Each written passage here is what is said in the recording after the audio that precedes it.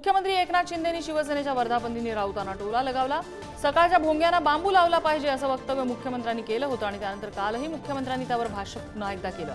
आज संजय राऊतांनी त्याला प्रत्युत्तर दिलंय, तर संजय शिरसाट यांनीही टोला लगावलाय।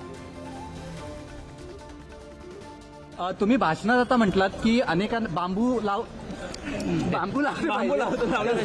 पर्यावरणाचा समतोल राखण्यासाठी बांबू ऑक्सिजन ज्यादा देतो आणि कार्बन डायऑक्साईड ज्यादा शोषतो। लोकसभा निवडणुकीमध्ये त्यांच्या महायुतीला आम्ही सगळ्यांनी मिळून जो बांबू घातलेला आहे तो बांबू अजून निघालेला नाहीये, तो काढण्याचे ते प्रयत्न करतायत।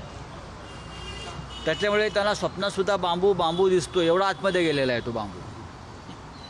आणि विधानसभेला हा बांबू आरपार जाईल हे लिहून घ्या। आणि ह्याच बांबूचे फटके या सगळ्या गद्दारांना लोक रस्त्यावर मारतील। संजय राऊतला सकाळचा भोंगा बोललं जातं, हे अख्ख्या महाराष्ट्राला माहिती आहे की सकाळी 10 वाजले का तो मिलचा भोंगा वाजतो ना, तसा हा भोंगा वाजत असतो। आणि म्हणून मुख्यमंत्र्यांनी जे काही बांबूचं उदाहरण दिलं होतं ते इतर माध्यमातून होतं, पण ह्यांना ते टोचलं। खऱ्या अर्थानं आम्हाला बांबू लावायची कुणाची ताकद नाही, हे आम्ही वारंवार सिद्ध केलेलं आहे।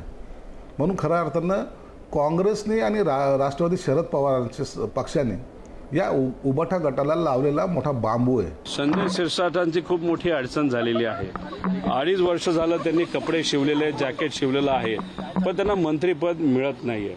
आणि त्याच्यामुळे त्यांचं होतं असं आहे की कधी कधी ते काय बोलतात याच्यावर त्यांचा कंट्रोलच राहत नाही। तुम्ही त्यांचे जे काही लोकसभेचे सीट आहे जिथं कुठं पडले असतील ते का पडले, कोणामुळे पडले याचा अभ्यास तिथं करावा। मग कदाचित ते स्वतः हातामध्ये बांबू घेतील आणि पुढे काय करायचं ते तिथं करतील।